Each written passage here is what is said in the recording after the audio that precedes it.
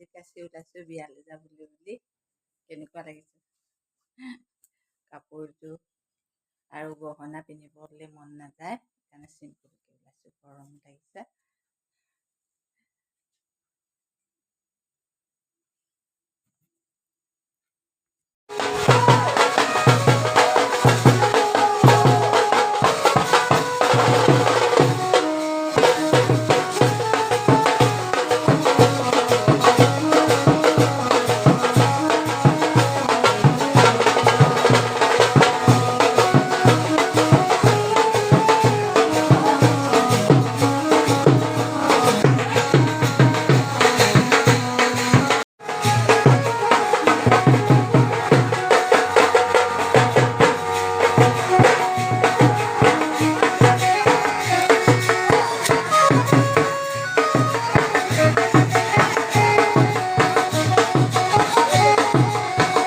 এয়া মোৰ একেবাৰে 4দিনীয়া সখী লগ পালোঁ দেই আজি।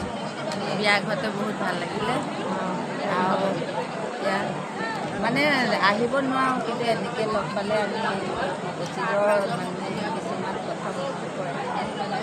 আমি সৰুতে কেনেকুৱা আছিলোঁ, ঘৰতো মনত পৰি থাকে। হয় যে এই চিনচৌকো এটা ৰাখিছোঁ। খাই হ'ল এওক চিনি পোৱা নাই?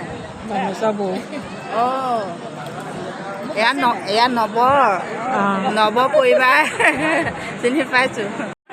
আগৰ দিনত খেলি ধেলি থকা মানুহে গোটেই এয়া মোৰ বাই ভনী দেই, একদম আমাৰ একদম সৰুৰ পৰা পোৱা বাই ভনী। এয়া মুনি আৰু এয়া আৰু ৰীতা দেই। এয়া আমাৰ একদম এই চুবুৰীটো আমাৰ বাই ভনীকে সৰুৰ পৰা একে বহুত আমাৰ ভাল লাগিলে চবকে লগ পাই। এতিয়া যাওঁগৈ মানে, সেইকাৰণে তহঁতৰ চিনটো ৰাখিছোঁ। তহঁত আহিছহে এতিয়া ন, তহঁত বহ, আমি গৈ থাকোঁ দেই। কালি ভিডিঅ'টো সমাপ্ত নকৰিলোঁ, মানে অহা দেৰি হ'ল। বিয়া ঘৰৰ পৰা মানে ইমান ভিৰ, বিয়া ঘৰত বহুত মানুহ। বিয়াখন প্ৰথম বিয়া সিহঁতৰ। আৰু মানে আমি অহা সময়ত মই মানে কইনাজনীৰ লগত ভিডিঅ' এটা বনাবলৈ সুযোগ নাপালোঁ আৰু আপোনালোকক দেখুৱাবলৈ নোৱাৰিলোঁ। তাৰ কাৰণে বেয়া নাপাব। আৰু মোৰ তাতে বিয়া ঘৰ, মোৰ জন্মৰ মানে জেগা সেয়া, জন্মৰ জেগা।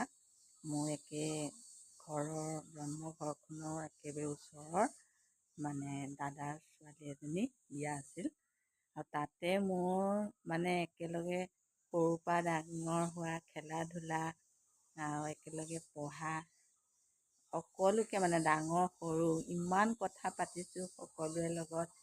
ইমান ভাল লাগিছে, সকলোকে পাইছোঁ। বাই ভনীবিলাক বিয়া দিলে, আহিছে বিয়ালৈ।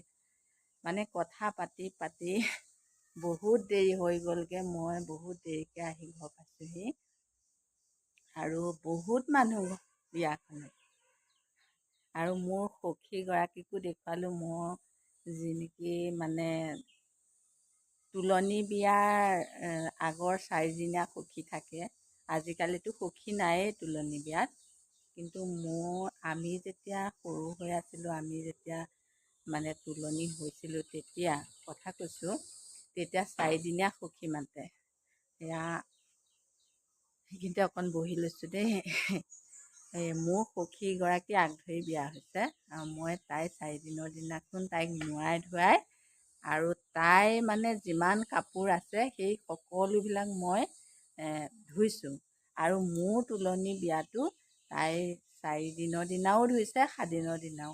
তেনেকৈ নোৱাই হালধি মাহ দি নোৱাই কৰি গা ধোৱাৰ পিছত আকৌ মোৰ যিখিনি মই শোৱা কাপোৰ বা মোৰ গোটেই সমস্ত কাপোৰখিনি তাই ধুইছে। সেই তেনেকুৱা এটা মানে আগৰ দিনত সেইখিনি মানে এটা নিয়ম আছিলে সখীয়েকে কৰা। আৰু সেইবিলাকে সেই সখীগৰাকী তেতিয়াহ'লে কিমান হেৰি হ'ব লাগিব, যি নেকি কাপোৰ কানি পৰ্যন্ত ধুই দিয়ে, হয়নে নহয়? গতিকে আমি দুয়োগৰাকীও তেনেকুৱাই আছিলোঁ। আৰু ইজনী সিজনী বহুত মানে এৰিব নোৱাৰা সম্পৰ্ক আছিলোঁ। কিন্তু বিয়া হৈ অহাৰ পিছত মানে তেনেধৰণে বিচাৰিব নোৱাৰা হ'লোঁ। কিন্তু মৰম চেনেহবিলাক এতিয়াও আছে দেই। আৰু তাইৰ ভাগ্যখন অকণমান বেয়া বুলিয়েই ক'ব লাগিব, কাৰণ তাইৰ বিবাহ এতিয়াও হোৱা নাই। এতিয়াতো বয়সেই হ'ল আৰু বেয়া লাগে তাইলৈ। ঘৰখনো অকণমান তাই হেৰি আছিলে, এতিয়া বৰ্তমান ভাল। বায়েকক বিয়া দিয়াৰ পিছত ল'ৰাও নাই বুলিয়ে ক'ব পাৰি। যি এটা আছিলে তাকো মানে নাই বৰ্তমান নাই আৰু এতিয়া। দুখ লগা মানে সিহঁতৰ ঘৰখনৰ হিষ্ট্ৰীবিলাক মানে দুখ লগা। বেয়া লাগে কেতিয়াবা। তাইও আহে, আগতে আহে মোক বিচাৰি। মাক দেউতাক থাকোঁতে, মই তেতিয়া মাক দেউতাক থাকোঁতেই মই বিয়া হৈছোঁ।